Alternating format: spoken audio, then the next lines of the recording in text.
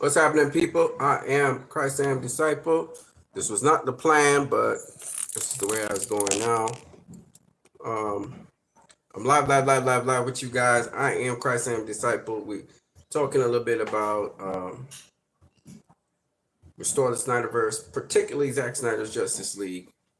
Um, it's not gonna be very long though. First of all, praise be to the Most High God. The Most High God comes first in everything we do and say. We try to keep the Most High God first. But let's talk about this, man. First of all, man, Gone Superman movie is like a meme on social media now. On Twitter, on social media, people are making fun of James Gunn's movie.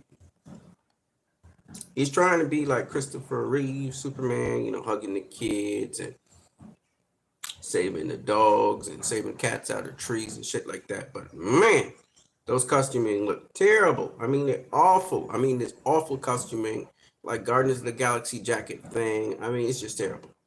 And he got away with the Suicide Squad, which was also awful. The costuming. People saying, well, it'll look better in post.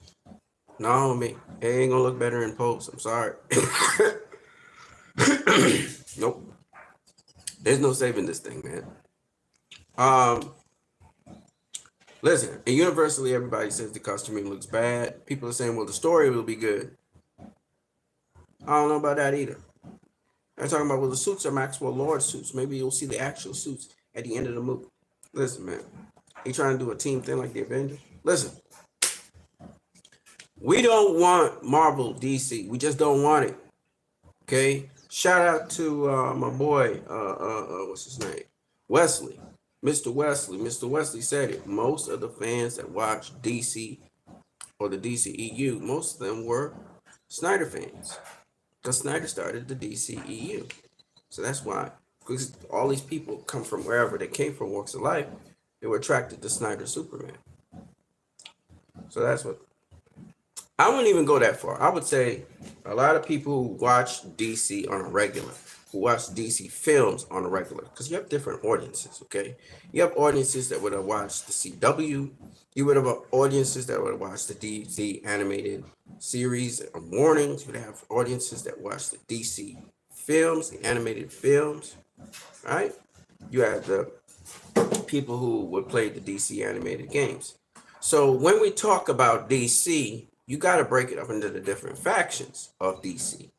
And more importantly, you also have people who are not DC fans, period. It is not DC fans. They're not fans of DC, but they will watch DC films, which have more mature themes and are much more deeper movies. They just tend to want to watch much more deeper content or things that are interesting. And so you have those people who would come across and watch DC. So you have the people who would watch things like V for Vendetta, Joker, the Dark Knight trilogy, Road to Perdition,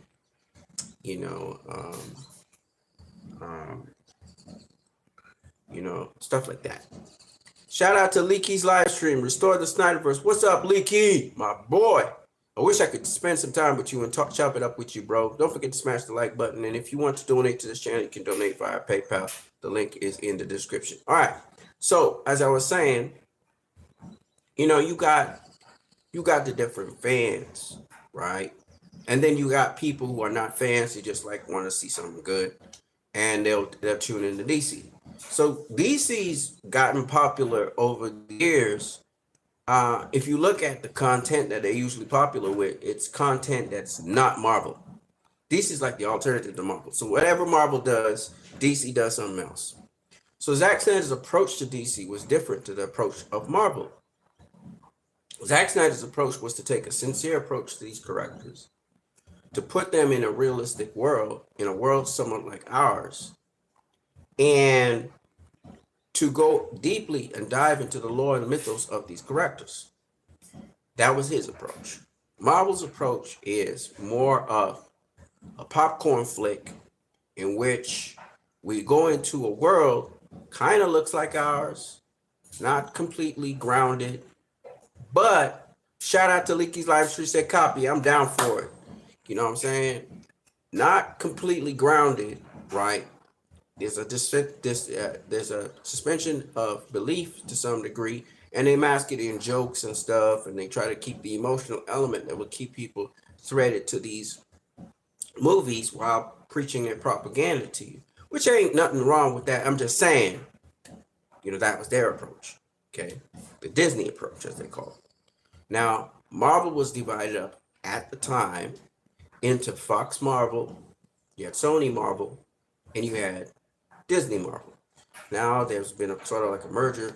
You got Sony working with Disney. You got Fox now bought over by Disney.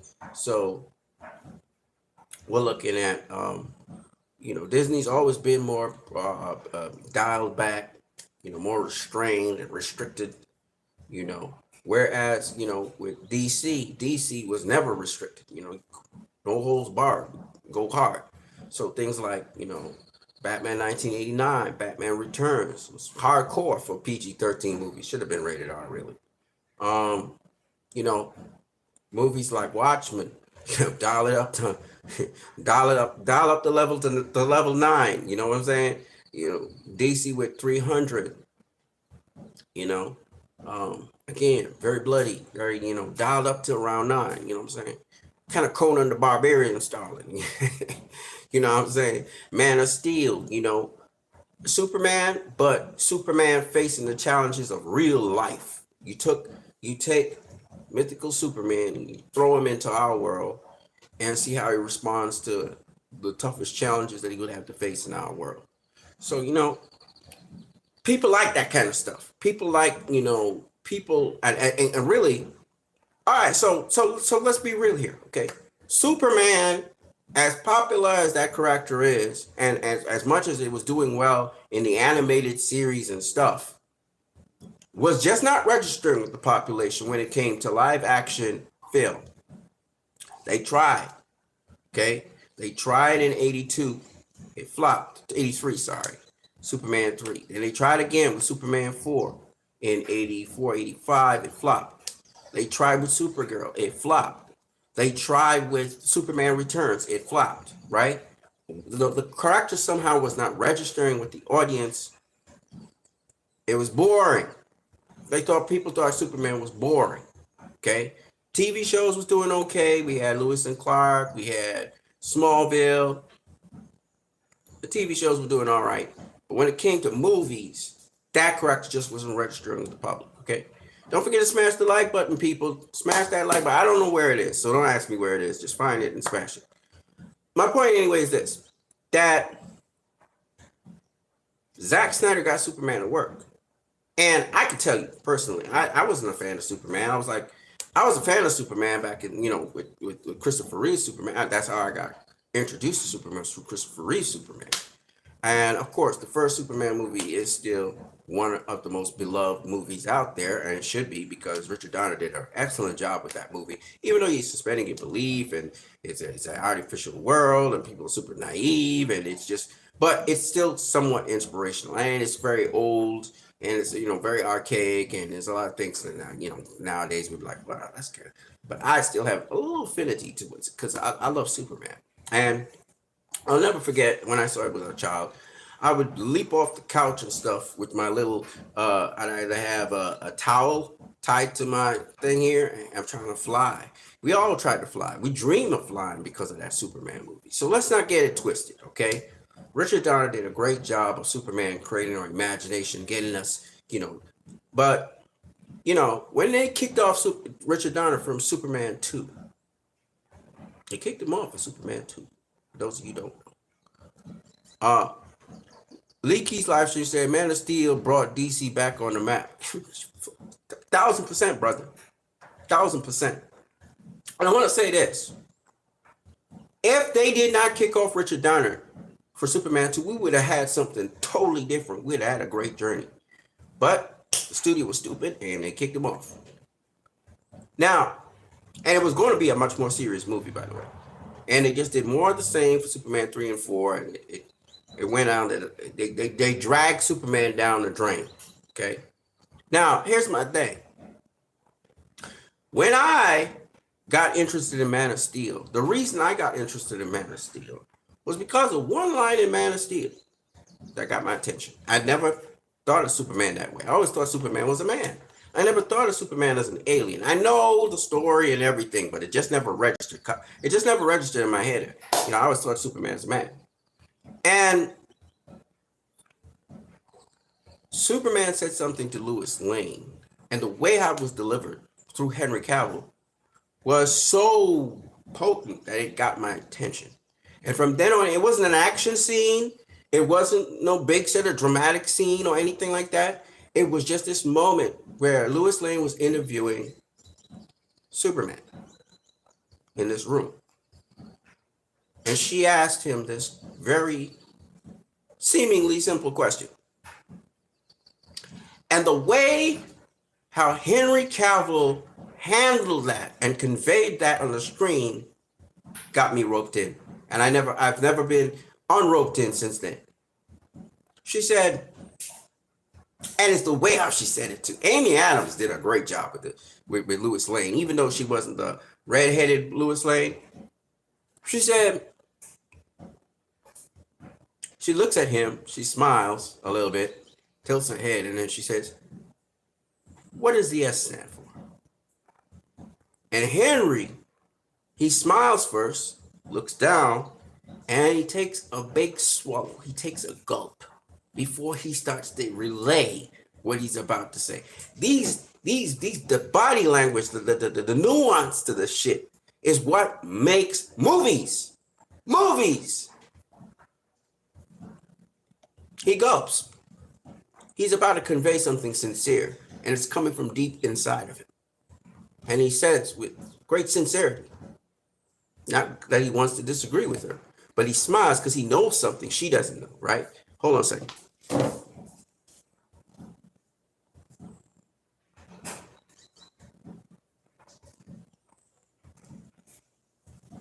And he relays this with great sincerity.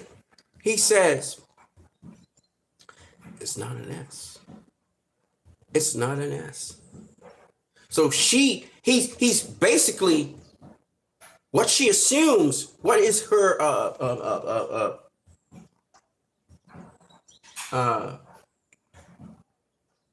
in logic we call it the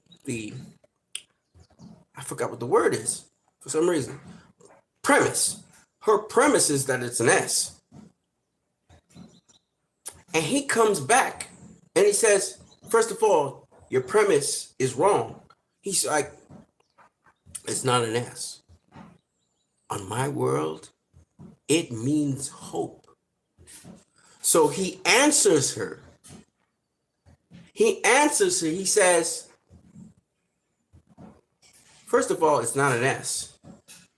But she asked, what does the S stand for? And he says, it stands for hope. So that, ladies and gentlemen, you don't understand. I come from a scientific background. I was doing biochemical research, all this shit. And I thought that what was on his chest was an S. Only to learn it's a glyph. Dude, do you know how that blew my mind? That the thing on his chest was a glyph. And it represented hope. Yo, that blew my mind. I didn't expect a movie to be that deep. Especially a Superman movie. I thought it was going to be like a romantic thing and he's bantering with the woman, you know, Lois Lane, you know, Clark likes Lois. And he said it with such sincerity. And she came back, of course, with, well, here, it's an S. You know? And I was like, and he kind of smiled. That banter was really cool. And that, ladies and gentlemen, that's what pulled me in. Because I realized this was more than just a pretty boy Superman story. This was more than just your typical Superman story where he's always squeaky clean and no. This was something more. This was something different. This was something I was going to learn something from. This was something I didn't know about. Shout out to whoever is in the room. Don't forget to smash the like button. You can also donate via PayPal. It's in the description. All right. This opened up a totally different ball game, and that is what a lot of people who come to see DC, they don't come. DC is supposed to be the alternative to Marvel. I don't know why people don't get that. We don't want a Marvel replica. We don't want that. There's Marvel. Then there's DC. There's Marvel. Then there's DC. Leaky's live stream says, hold on. Oh, damn. Hold on a second, bro. I'm going to get you back. Leaky's live stream, that scene is epic when he breaks the handcuffs. Yeah, he just got like a nap. Yeah, we just gets up and just, yeah. But you know, what I like about what Zack does is he makes that secondary. Like, the way how this movie is done, the focus is not really on the action scenes. They don't glorify the action scenes. Zack doesn't glorify action. It's amazing. He does an excellent job with action. Almost like, okay, I don't know if you guys ever watched The Matrix. Do you remember the last scene in the Matrix movie where Neo's taking on Smith? He just got up from being dead. And he's fighting Smith, and it's not really a big deal to him. To me, the action in these movies that Zack does, while it represents something and it's important, I think that's secondary to the actual characters and story that Zack is portraying. That I believe really the essence, the real beauty of the thing is really in what the actors do with the characters and the nuance in between. Like I said before, Man of Steel could have been kicking ass, and this is what a lot of people don't get. A lot of people, they miss what Zack is doing. They don't get that Zack Snyder is an excellent storyteller when it comes to visually and otherwise. And the people who write the scripts, they leave room for the actors to convey it or deliver it with nuance.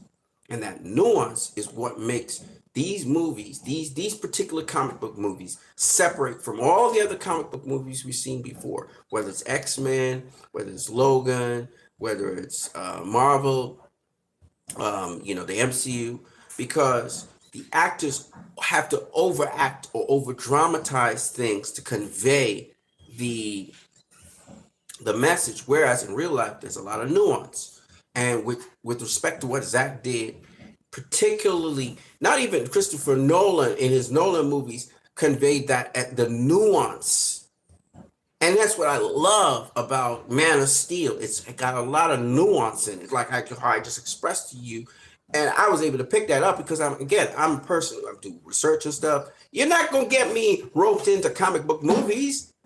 I thought I outgrew those things. Yes, I used to watch X-Men and stuff. Now I'm in research. I'm not interested in that kind of thing, that kind of entertainment. I heard there's a new Superman movie coming on, but the trailer, that particular moment in the trailer got my attention.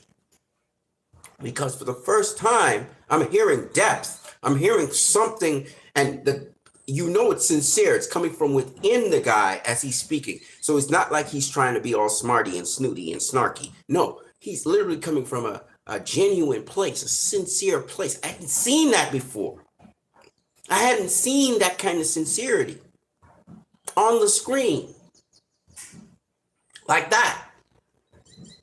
And I was a Christian. I am a Christian. And so all of that was playing into, and that right there sold me on this movie. And then on top of that, the action is kick ass. And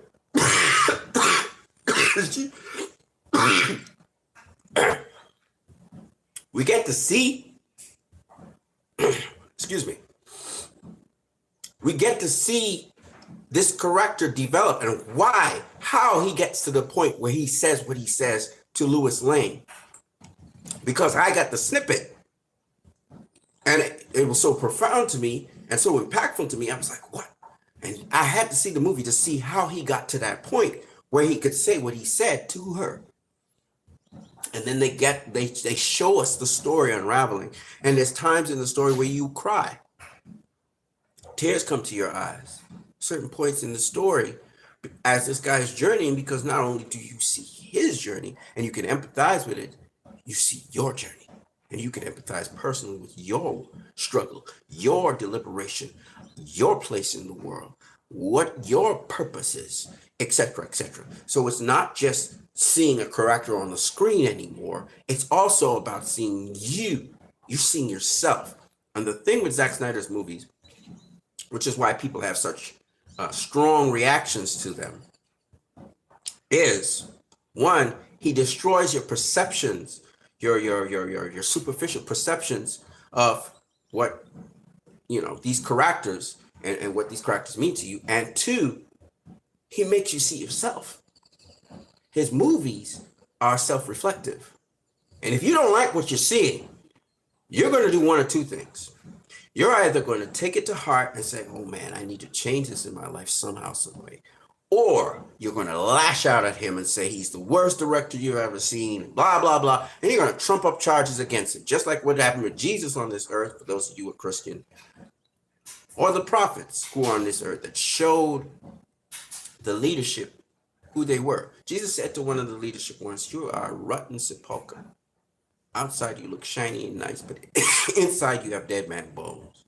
And it's the same kind of thing. Zach, because of his dyslexia, he's able to see things in himself and in humanity and bring it out. And not everything that he sees in himself and in humanity is necessarily pleasing to the eye. See, I want to say this about a bunch of Superman fans. I found out about them. And it's so sad, and yet it's so tragic, and yet it's a starting point for change. Hold on one second before I go into that. Leaky's live stream says you're right, but the action in Nolan trilogy was crappy. That's why people say action in Zack Snyder's movies are good. But you're right. It's much. Hold on. It's much deeper than that. Oh yeah, that's why I love his movies. I don't like his movies for the action. I mean, if I wanted action, I could go to Michael Bay. I could go to, a bunch of people who do action. The guy who did what's the name of it with shit, man. Like I'm blanking with everything that has to do with this. If I wanted to, I could go with Tarantino, Pulp Fiction, Kill Bill, Django, right? If I wanted to go with action, I could go with Keanu Reeves in what's that movie? The guy who's the assassin and he fights and blah, blah, blah. I can't remember the movie, right? I haven't even watched all of that. I haven't watched all of the kick-up film. I forgot what the name of it is right now with Keanu Reeves. I haven't even watched all those movies. Because I don't go to the cinema just to see action. You know what I'm watching right now? As a series, and I'm really enjoying it. The two series I watched. Well, I watched Sweet Tooth. Sweet Tooth is great. For those of you who haven't seen Sweet Tooth, you need to go see it. John Wick. There you go. Thank you very much, Leakies. Also, I'm watching The Sandman right now. And boy, am I enjoying The Sandman. I am enjoying that shit. I am enjoying it. I mean, it's got a lot of taboo things, the devil, Lucifer, blah, blah, blah, blah. But I understand it's a story, it's Greek mythology, etc. I am enjoying the crap out of that stuff. Okay? Because again, it's the nuance, it's the morals, the ethics that are being taught. Those are the kinds of things I am interested in. Okay? Let me get so anyway, I kind of sidetracked for a minute. Let me get back to what we were saying. So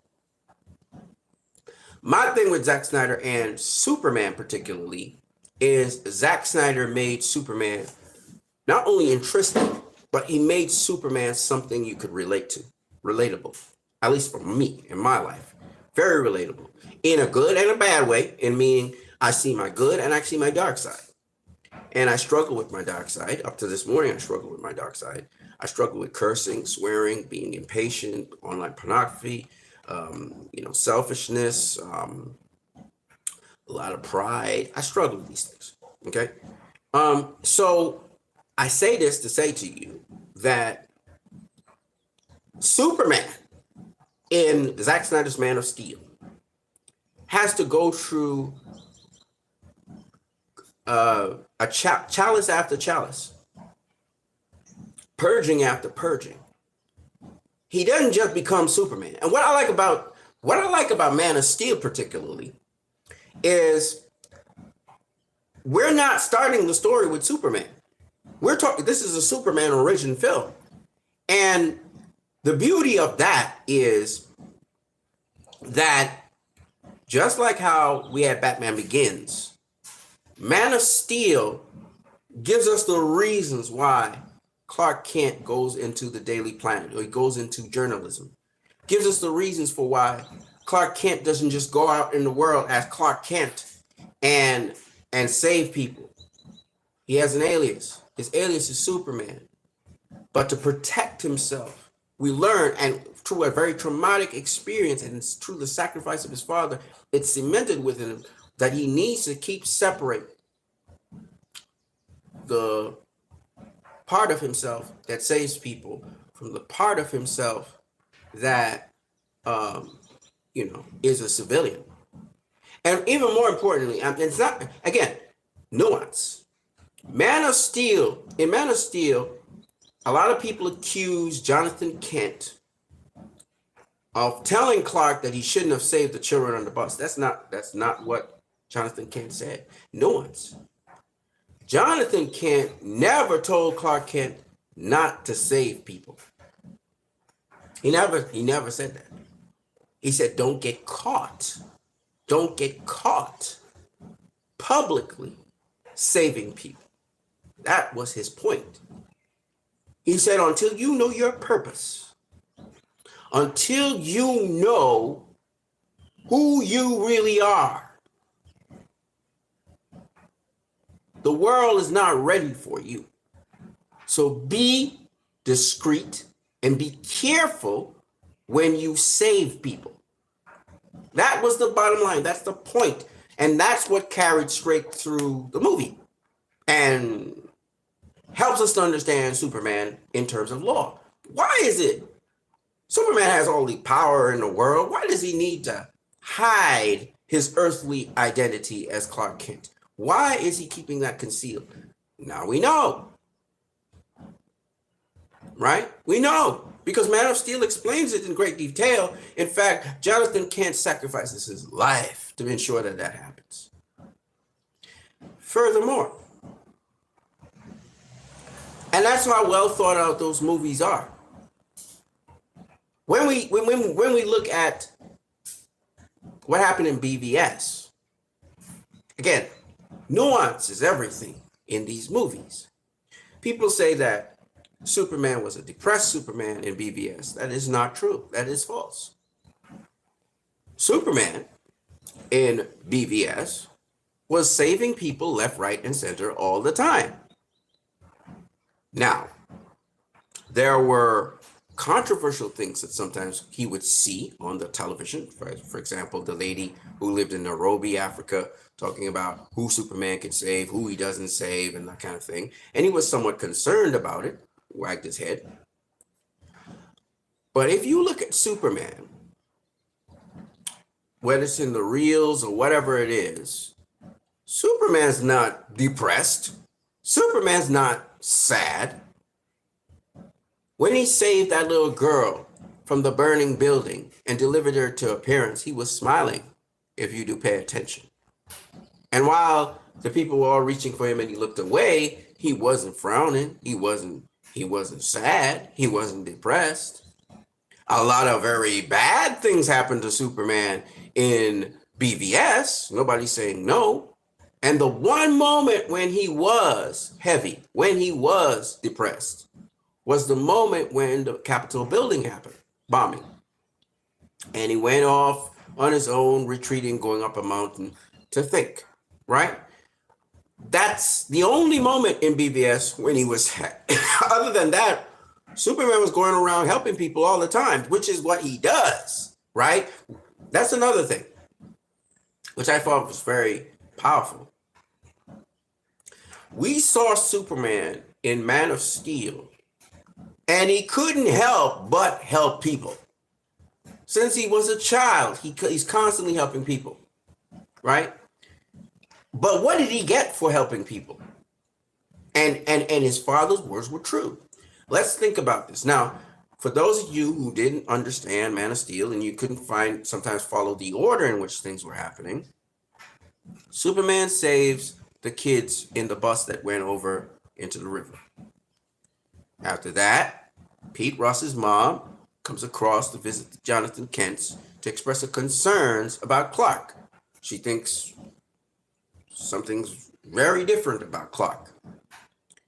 After that, the next sequence that happened in Clark's life is Clark is in his car on his way to school. His father stops by to get something fixed. And the seniors in Clark's school pull Clark out of the car, slam him against fencing, throw him down on the ground, and say, "Fight us." And their eyes are flaming with rage because they're fearful because they heard that Clark had saved the kids in the bus. Now, what I want you guys to realize and put two and two together is this.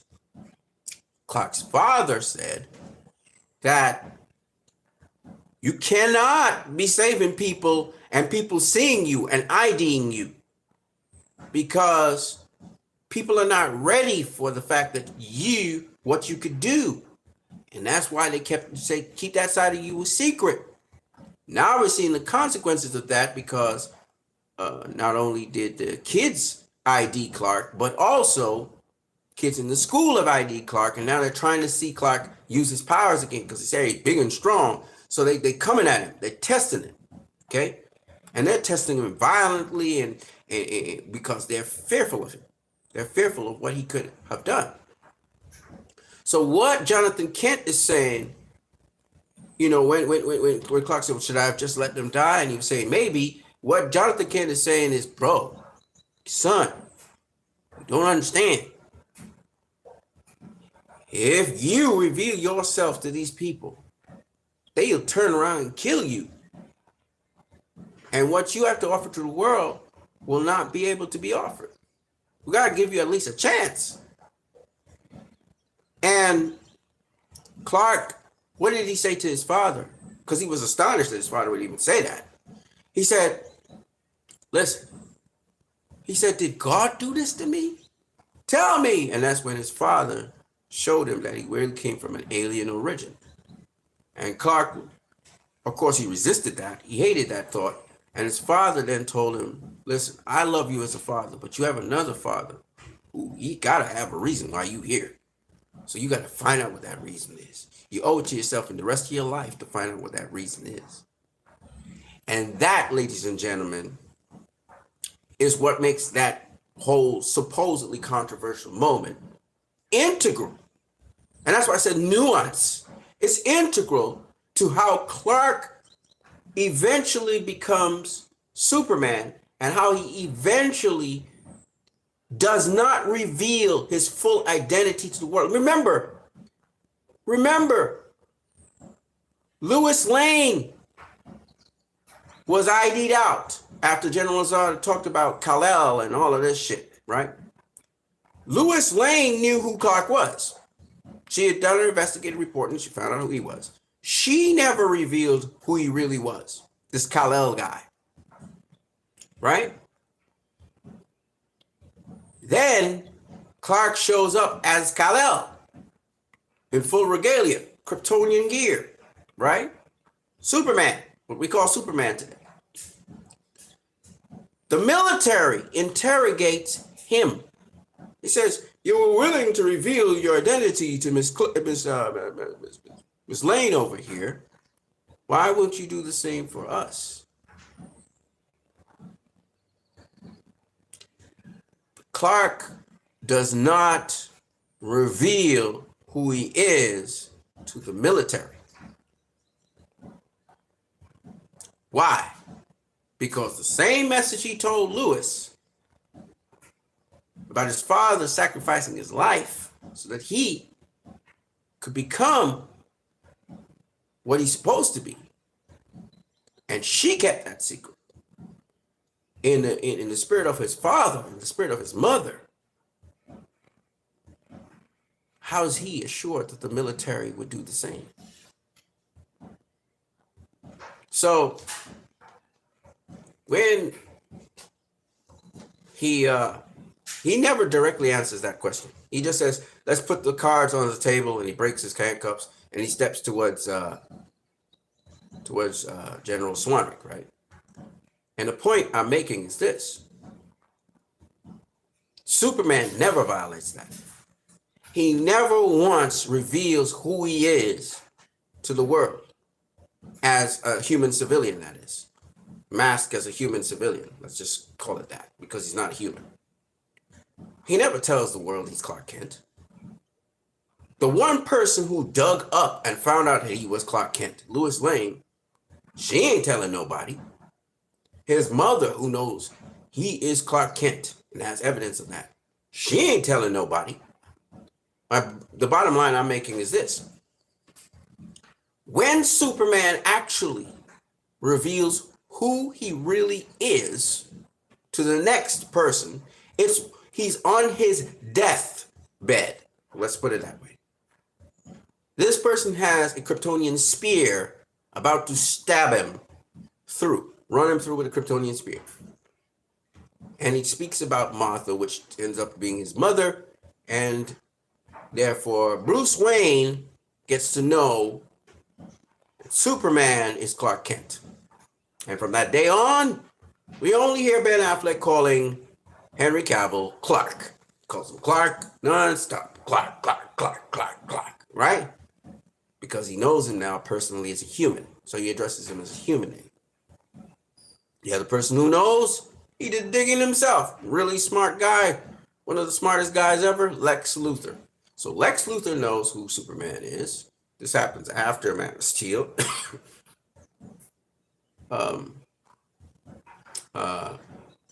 Bruce Wayne knows who Superman is. Martha knows who Superman is. And Lois Lane knows who Superman is. Nobody else, as far as we know, knows who Superman is. Right? And this is important to understand that I'm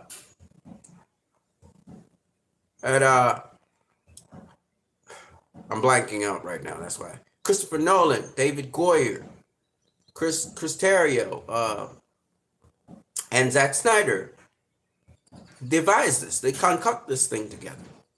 Okay? Very elaborate, very deep. You know? And what this tells us is instructive, because you don't reveal everything of yourself to everyone. You don't make everything about yourself, because people won't have time to get to know you like that. So as a result, you know, when they know what you're fully capable of all the time, they can become afraid of you. And it can lead to confrontations and attacks because you're seen as dangerous, which is what's happening with Zack Snyder, with Hollywood. He's seen as dangerous. So I say all of this to say that the audience wants something more. They don't want... The audience that goes to see DC don't want to see a Marvel movie. They don't. They don't want to see a Marvel movie. They don't want to see Endgame. They don't want to see Infinity War. They don't want to see Winter Soldier. They don't want to see none of those movies. They don't want to see Logan. They don't want to... No, they want a different experience. And Zach has been giving us that different experience, which is what Mr. Wesley was saying. When the audience that comes to see DC movies, or DC films, are not necessarily Snyder fans, even though a good portion of Snyder fans enjoy this. And it's a kind of type of person. It's a type of person. Okay? And for some reason, I don't know why, Warner Brothers feels that we need laughs. We need hee ha ha. And I mean, the series of things that are coming out, the Amanda Waller stuff, the Kite Man stuff, Peacemaker, the Superman movie, the Supergirl movie, we know they're all going to be filled with hee hee ha ha laughs. Laughs, like just a host of the buffoonery. And we've had that for 7 years, man. 7 years of that shit. We don't like it. What part of this does Warner Brothers not understand? What part of this do they not understand? I don't understand. We've had 7 fucking years of this shit. And you're going to shove more of this cheap suit, low budget, laugh-a-thon, emotional thing. Oh, look how emotional they are. You're going to give us that cheap shit again? How many times do we have to see it, man? Trying to be like Marvel. Right? The worst. The worst. We don't want to be like Marvel. We don't want DC to be like Marvel. We want DC to give us something more.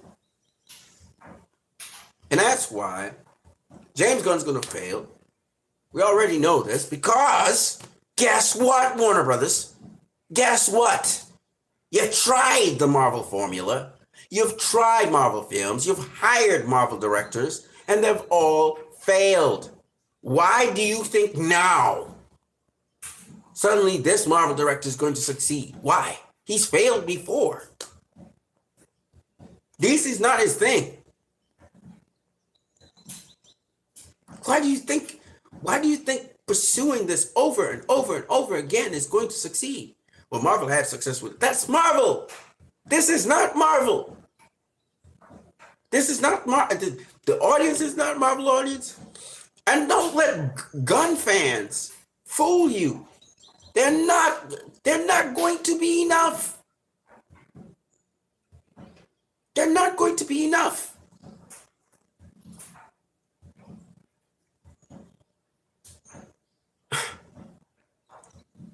Thing is a laughing show, man. DC's a laughing stock of entertainment. Warner Brothers is a laughing stock of entertainment. Your stock is almost at $5 a share. When are you going to wake up and realize that what the fans had asked you for in 2021, you should have just done?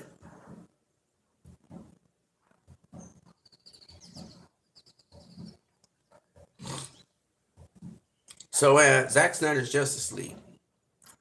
Zack Snyder made a post on Vero. Of course, yesterday I reacted to it and all that. And I'm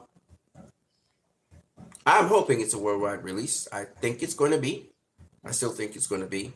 Somebody posted up some fake Vero post. One thanking James Gunn. Zack Snyder thanking James Gunn. That's a fake post. And the other one was some dude saying what theaters worldwide will it be, and Zack Snyder responded with the Egyptian, but that's a fake post as well. There are 2 fake posts going around. Don't believe them. The Guns or the gun fans have been putting up a lot of lies and fake posts all over the place. So watch out for them. But most of them are new accounts with no followers, and they're fake accounts. In other words, these guys are using bots and trolls. The thing that they accuse us of, they're doing. Okay? And I believe they're executives of Warner Brothers that are doing this crap. A lot of them have no understanding of DC. They have no understanding of the demographic. I don't know why they think that they can convince the demographic to like something they don't like. And it's just one of those things where this stuff is going to go down the tubes. I mean, if Tyron Magnus is calling the Superman suit a big heap of trash, okay, if he's thinking it's a big heap of trash, you know it's over. Because Tyron Magnus is another guy that's, he's impartial. Leaky's live stream says Zack Snyder Justice League in theater is going to be mad. Justice League 2 is inevitable. Yeah, the Snyderverse is going to be restored. That much we do know. Warner Bros. is gonna go under if they keep this up, and they're hoping that Disney buys them over, and Disney will go under if they try to even maintain this. It's inevitable. You have to restore the Snyderverse. There's nothing better than it, and this is all factual. So me personally, Joker Part 2. That's not cutting it. The Batman movie, if it ever comes out, not cutting it. The Penguin series that's coming out, nothing new about it. Nothing very interesting about it. There's nothing on the horizon that gets people excited about anything. The only people who are excited about anything are the Guns fans. And they're not really excited either because they're criticizing the stuff at the same time trying to make apologies for it. So DC's in the crapper. It's dead. You know, they want to say the Snyderverse is dead. The Snyderverse is not dead. People are talking about it all the time. But DC, oh, it's dead. It's dead right now. Dead in the water. So, having said that, that's what I got for you guys. Thanks again, guys, for liking and for subscribing and so on. Don't forget you can donate via PayPal if you want to help this channel. And you can also share this stuff with other people. I'm out of here. I am Christ. I am Disciple. It's nice being with you guys. I got to go to work now. You guys have a blessed day. God be with you guys always. But I just thought I'd share this with you guys because this is like, it's terrible. It's awful what's happening with DC. You know, a lot of people who are working at DC are leaving it. And this guy, James Gunn, he's just not good. He's not good for the brand at all. Just not. All right, guys, I'm out. Peace.